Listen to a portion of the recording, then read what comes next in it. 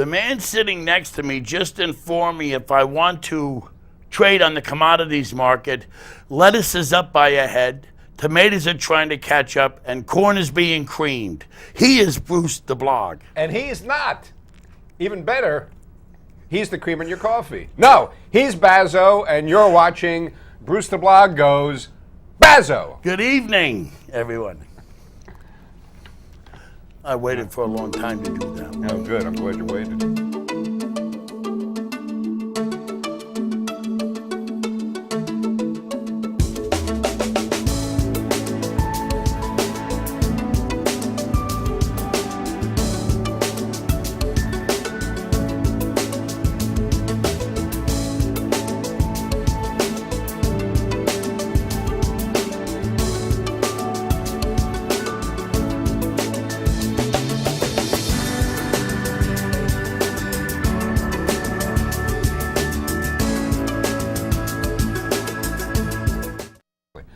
Hello, everybody, and welcome to Bruce the Blog Goes Bazzo. For those of you who may have seen our recent show with guest Darren Rigger, I just want to assure you I was not trying to impersonate the Tin Man from The Wizard of Oz, because what was happening is it seemed when I was watching the show, and yes, we do watch our own show, that's like +2 in the audience, right? Or at least actually more than +2. Anyhow, every time I turned my neck, it was like I was rusty. It was like...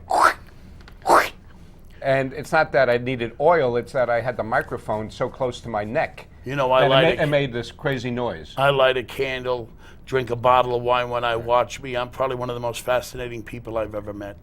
Well, like the world's most interesting man, right? That's a great commercial. I know, right? Those are great commercials. That's actually one of the... you ever listen to them? That's one of the most iconic commercials, you know, currently, because everybody's talking about it. The guy that thought of that, I know, should be set for life, because they are. I mean, we're going off on this tangent. We're not introducing our guests, but I can't help it. I love when those commercials come on. The best thing that could ever happen to a commercial, you know, to make it iconic, is when they start making fun of it. When people start parroting it, that's the best thing that could happen to a commercial, right? Oh, yes. Everybody's making fun of it and taking off on it. And just recently in another publication, one of the editorial writers parroted my opinion, Right. you may beg to differ. Right. And we've seen that before. There are people that are starting to take on that. So it was, you're right. It's a nice compliment when people... Except you didn't get attribution. I know, but who else are they going to attribute it to? People that know me will know it's me, and the people that don't know me won't care. I know. No, it was very nice that Kathleen did that. Yes. Yeah, I like. Now, who's our guest this week? All right.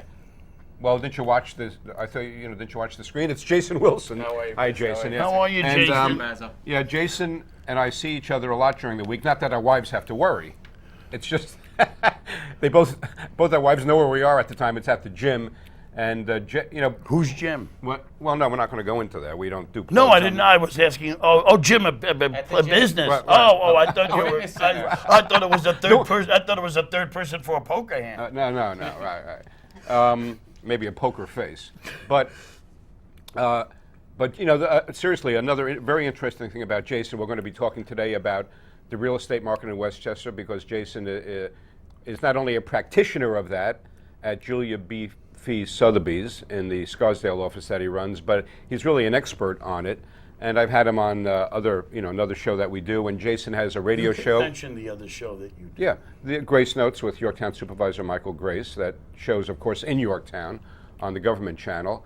And Jason was recently on that as a guest. And I said, hey, let's get him on our show. So and he has a radio show. What's the name of your radio show? The radio show is called How's the Market? And it's on WFAS AM 1230 every Saturday 2 to 3, and it's a live call-in show, and it's a Westchester real estate show. What's the number to call? The number there is 914-693-57. So they can call between. They can call between 2 and 3 o'clock every Saturday. Yeah, or if they're radio shy, which we know you're not radio or TV shy, they can email me at jason.wilson@juliabfee.com to send in their questions. No, we just got to stop a minute. He's got to do his homework. Thank you. Homework. Right. And that is, our credits include that we are very happy and proud to be brought to you by the Penny Saver and by our parent company, Chase Media Group, every week on this channel. And we thank, as always, CEO of Chase Media Group, Carla Chase, as well as Frank Rich, who was just on the show. Last week? Well, actually, you'll be seeing him on the next show, the way the magic of television works. Yeah, but it'll be last week by the time they see this. Right, Andy, okay. That was to save you the bother of slapping me. You've been watching NCIS too, Yeah, I haven't know, you? right. I think I've been taking too many supplements when I go to the gym. But no, the other thing I did want to mention about Jason, and I am an admirer of his, in a number of different ways, but I've known him over the years, and he's a very highly motivated individual. I mean, he's won actually a lot of awards in his chosen profession of real estate. You guys go to the same gym. How come he's in better shape than you? Well, that's what I'm getting to. If you would let me finish, but what else is new? It was really just the first thought that came.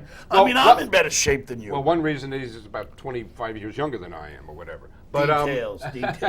But no, but seriously, he is an inspiration.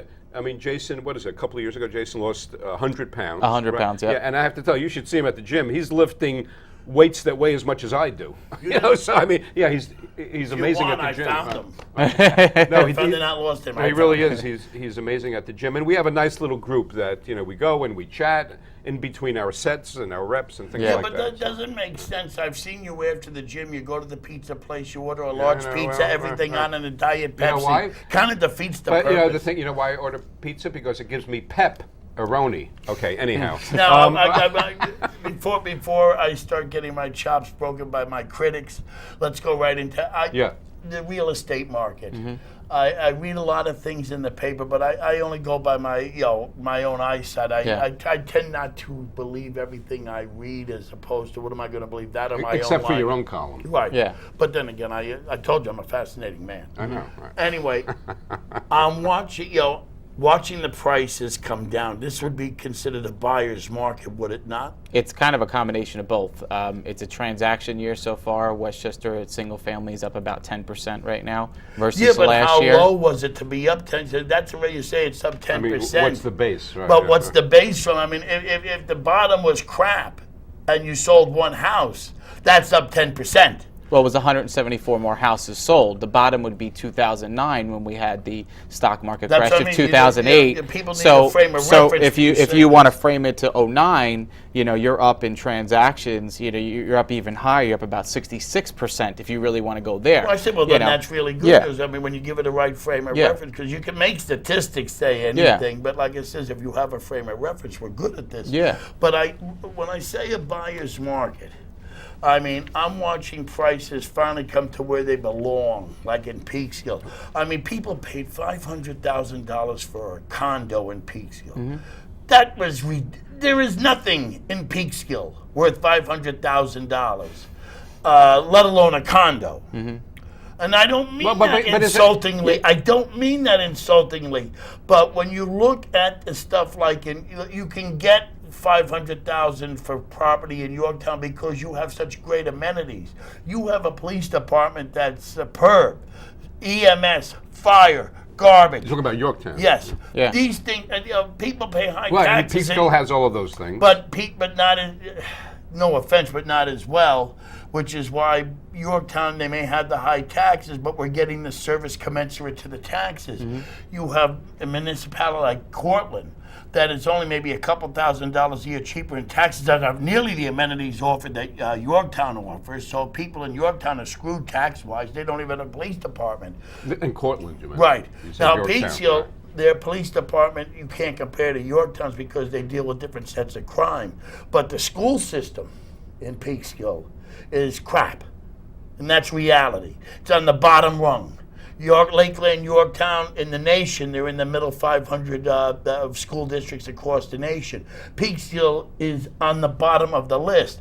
So when you're paying taxes in Peekskill, you're not getting the good amenities. Well, but that leads us into but what I like. Yeah, go ahead. So I was going to say on the buyer side, let's talk about the buyer's market. So you have the perfect storm. You have lower prices and interest rates. So in 2002, when interest rates were at record lows at 6.875, and the prices were, up a little bit, the difference right now Well, no, but here's the difference. You can get a mortgage in 3.875. So a $400,000 mortgage, so that's nice, buys you a nice house in Peekskill or Yorktown, wherever you wind up buying it, winds up being $1,800 a month. You can't even find a good one-bedroom place for $1,800 a month. That's one. Right. Two is that, yes, people are getting mortgages, but here's the difference. In 2005, I can get a rate of 5.75%.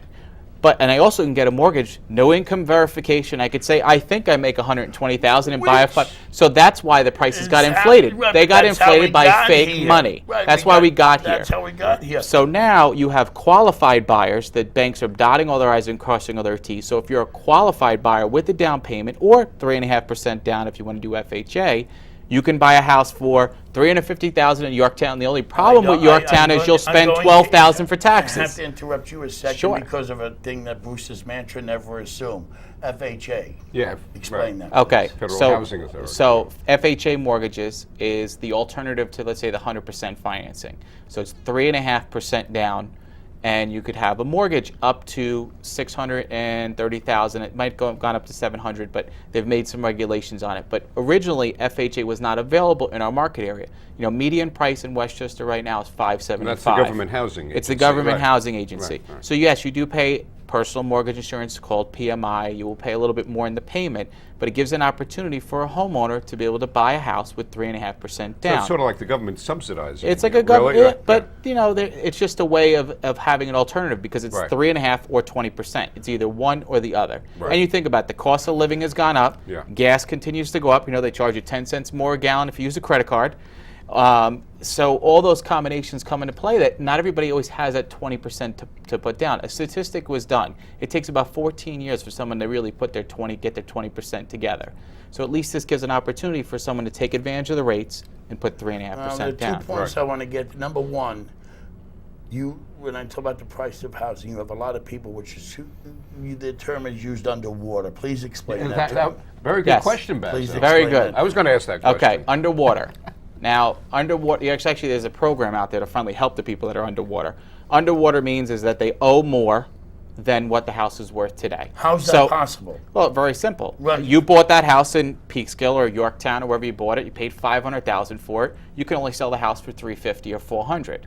So you did 100% financing. You're upside down. And you think about it, banks preload, front load all that interest. So what did you really pay down the principal since 2005? Not that much. Why would a bank loan you money for a piece of property that wasn't worth what they were giving you the money for? But it was worth it at that time. At that time, the market went down from there, depreciated.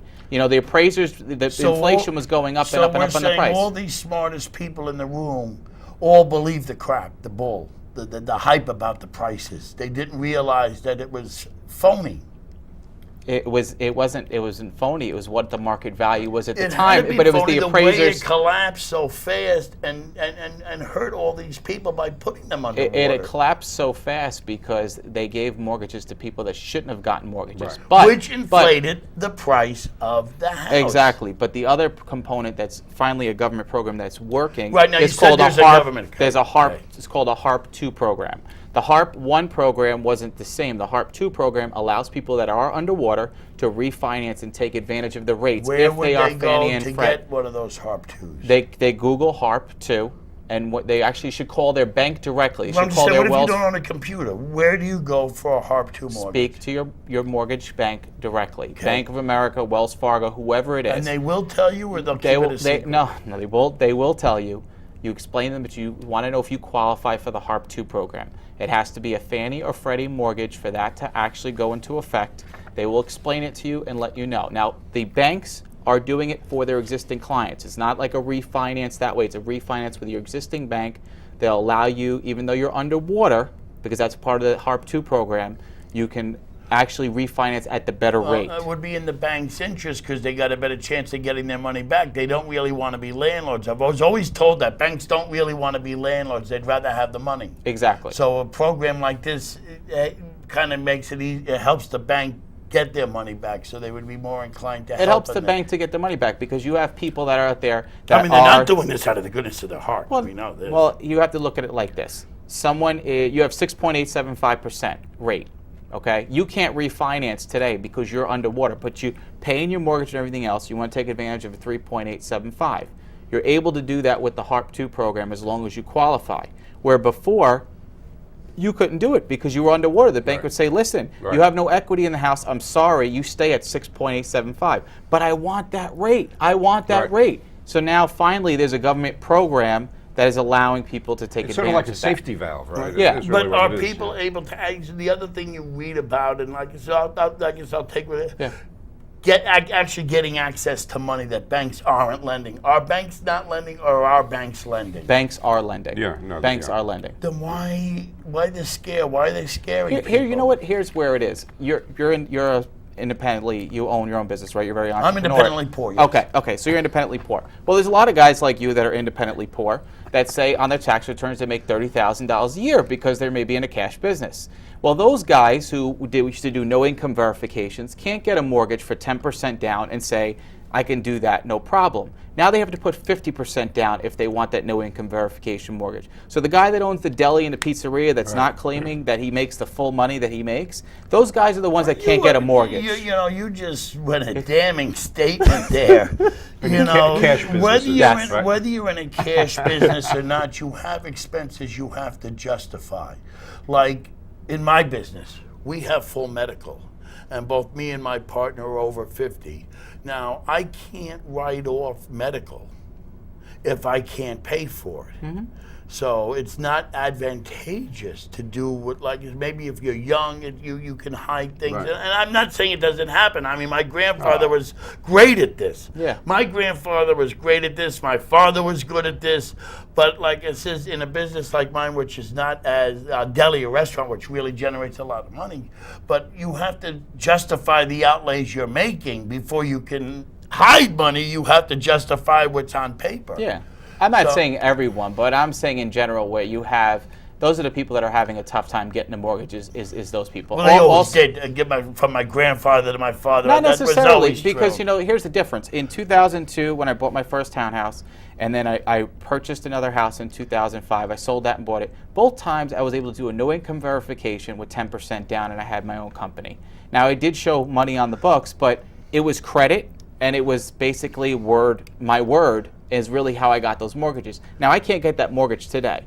So that's really a difference. Now, I showed, but still, 10% down, no income verification. That was available in 02, it was available in 04, it was available in 05. Well, so the bottom line here is this thing about banks not lending is an exaggeration. It's a complete exaggeration. Okay, because people need to know that they... I think it's not lending under certain circumstances, right? Yeah. Under the wrong circumstances for the bank. Yeah, I mean, they're dotted, what they will is they'll question if all of a sudden a $5,000 deposit just shows up all of a sudden in your account. We recently had 2 mortgages that were going through another bank, and it was foreigners that were coming in. They didn't have credit here in the country, and unfortunately, the bank they were from New Jersey, huh? The bank's guidelines. This specific bank was having a tough time to justify the mortgage. They went to another bank. That bank gave them a loan. So it was really the guidelines of that specific bank. So if you're having a hard time with your bank, maybe you just need to switch to another bank that will allow those guidelines to go through. You and I aren't being fair. He's sitting there with this sorry, piece of paper. Sorry. No, he's sitting there because he's got something to say, or he wouldn't be holding that, and we're not letting him say it. No, well, first what I was going to say is Governor Christie's going to come after you if he's watching the show, right, Governor Christie? Because I know he watches it. Yeah, probably he does. He's a man after your own heart anyhow, right? Too thin-skinned. Too thin-skinned. He's too thin-skinned? Okay. Why? Because he calls reporters idiots when they ask a question that's off topic? You could call the reporters idiots, but you shouldn't call the people idiots, because people will only know what they're shown and read. Yeah. So if people are ignorant of something, it's because they the information hasn't been given to them. Well, have you read some of the anonymous comments on the blogs? Some of those people. Those are cowards. Yeah, right. They're cowards. But anyway, I know you got something to say, and we weren't being fair to him, and it's his show. Sorry, Bruce. No, it's not my show. It's well, I thought that's what I tell everybody. This way, if they don't like it, it's your show. If they like it, it's mine. I only work here. But recently, I asked Jason actually on his show. I think I emailed you the question on his radio show. I was just sort of testing him out, and he responded very well. But I think this is interesting and applicable to other people watching this. So we live in Yorktown, and we're empty nesters, and we're looking at moving into a condo with a lot lower taxes. And we have a built-in pool in the backyard that we actually put in there for our late son Harrison because it was good for his condition, his growth condition. And we also, unlike our neighbors, never finished our basement. So I asked Jason, my question was, what's the 411 on the curb appeal of a house that has a built-in pool? But you hear it both ways. You hear it limits the market, and then you hear well, it adds value to the house. Well, can they build the Panama Canal in that unfinished basement? Well, it depends. You know the reference, I hope. Yeah, right. And then the same with the unfinished basement. In my mind, I'm thinking reflexively, well, that's going to lower the value of the house. And his response was really interesting. So there's two responses. Right. So let's go to the pool wise. Okay. I mean, that's got to be an asset. It can be an asset and also can be a default. It can hurt you because what happens is you have people that may have small children and they may not want the pool or also the maintenance. So let's say I'm a first-time home buyer and I go, okay, Bruce's house is going to cost me X amount of dollars to heat, X amount of dollars for this, X amount of dollars for that, and I have another extra cost for the pool. Now, listen. Before going down to the town pool with my family and my kids, I didn't know much about the town pool. And you know what? If I was to buy a house, I don't need the pool in the backyard because it's a great environment here in Yorktown with the town pool. As an agent, why would you show a house to somebody who the pool would be a detriment to? Why would you even buy? Why would you waste their time? Because you never know, Bazzo. Because I could be working with you and you say I don't want to buy a raised ranch, and I wind up selling you a raised ranch. So you got to show everyone all their options. If somebody says I don't want a pool, if they say that, well, some people fill it in. If the house has got a pool, wouldn't you tell them up front the house has got a pool? It's a great house. It's got a pool, but at the same time, maybe they want to just fill it in. Right. That might be an option. Do that too. Right. Why don't you just show them a house without a pool? Because let's say Why fill in a pool? Because they want a colonial. They want a house that has updated kitchens, updated baths, and they want the house in that neighborhood. They'll take it's a trade-off. Right. No one ever gets exactly the exact house with every particular component they wanted in that home. Yeah, but we live in Yorktown. I mean, it's enough what they got to go through to put the pool in. Can you imagine what they would have to? I'm just saying. You know what they're going to have to go through to fill it in? I know. I mean. Like I said, wouldn't it just be easier to show them a house without a pool? Not always necessarily. Right. So let's go to the next thing, the basement. The unfinished basement. The unfinished basement can kind of go either way because right now, maybe in 05, 06, the appraisers really didn't dot all their I's and cross all their T's when they were going to the house. So, the illegal basement and the bathroom maybe flow through. But now almost every transaction, that seller that says, well, I've been here 12 years, this is the way it was, and there's no CO, it's your responsibility to get the CO and get all that paperwork. I don't know what Yorktown is specifically right now, but I know that I had a friend of mine that was trying to do a deck. Legalized, do it the right way. And the runaround that he got. Some of these towns, it takes 4 to 6 weeks just to get the permit issued to you. What drives me so just to get the permit. Okay, but so now, why would he finish it is one. Then you don't know where the buyer wants it. So you know what? Leave it unfinished. Leave it raw. And you don't have to worry about it. That's one less thing on your list of things you had to do before you put the house on the market. A lot of Yorktown was bungalows. And so none of them had finished basements because they didn't have basements. So then they just built the basements as they year-rounded the houses. And they didn't have to go through any of the towns. I mean, I love when you said an illegal basement. It's my house. It's my property. If I want to put a basement, if I want to put a deck, what business is it of the towns? If I want to put a basement and a deck in my house, I'm not going outside my property boundaries. I'm certainly not bordering up against my neighbor's property where they might have something to say. Who the hell is the town to make me wait 5 or 6 weeks so I can finish my own basement? Oh, wait, but you got to also contact the town if you want to cut a tree down. We have to thank our former supervisor for that also. Well, because, I understand. I'm not so that's more in the back. But here, you want to give you a better example. My office is in Scarsdale. We have a leaky roof. We had to apply for a building permit to repair our roof. I called the other day. I said, listen, I have a leak. Well, it's going to take 4 to 6 weeks. I said, so I have to pray for the next 4 to 6 weeks that it doesn't rain for my leaky roof, for a repair. Yeah, I know. It makes no sense. Don't take a leak on the roof. But anyway, I couldn't resist it. It was killing me. It was killing me, and I was going to have a heart attack. No, but anyway, what I'm saying, he's got an unfinished basement. Like, like I said, the times have changed. None of the houses had basements back, Yeah. when I was growing up. right. Except like maybe in the main part of Yorktown, the Heights area, but the court, the Shrub Oak, the Compound, Yeah. it's all bungalows. Yeah. So how important is a basement now? Well, let's not call it a basement rec anymore. They room. It's call a it a rec room. lower level now. Oh, Okay. or it used to be a rec room. Yes, or Right. because if you say to a seller a basement, they, Oh, especially when it's a walkout, it's a lower level.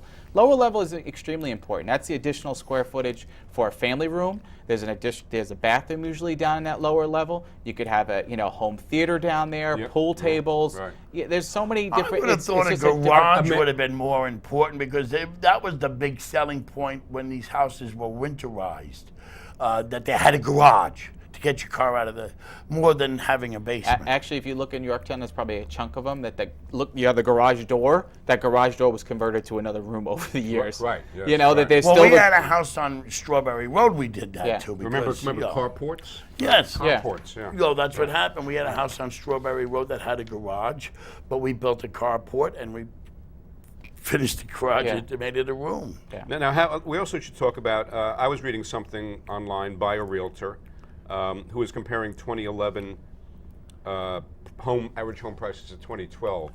And, in this example, it shows that, now this is for homes, it shows that the first half of this year, the median sale price was $575,000 for a home compared to $592 last year, which means it went down. Is that what's your experience? Yeah, I mean, if it was year to date, if it ended right now, it'd be it'd be 575. Last year was 600. So yeah, it's Right. down 4%. But the median is what everyone uses. It's half that were sold for less and half that half were sold for more. right. So all it says to me is that homes were selling for less. I look at transactions. If transactions are up 10% and 74 more homes sold this year, that's a positive sign. And that's what this shows too, that there were more transactions. Yeah, but you right. have to look at it as this is going to be a transaction year. We won't see prices increase. We'll see maybe a 1% increase next year, 2% the following year, and then 3%. But small. It will never be what we saw, those big So you're increments. saying the because it was volume fake of money. inventory is increasing, which Yeah. is good for somebody like you, but for an individual homeowner, No, the inventory is actually going down. The inventory is going down. The transactions. The transactions are going up, though. Yeah, Right. the transactions are going up. I'm saying that's good for realtors, for example, but Yeah. for the individual homeowner,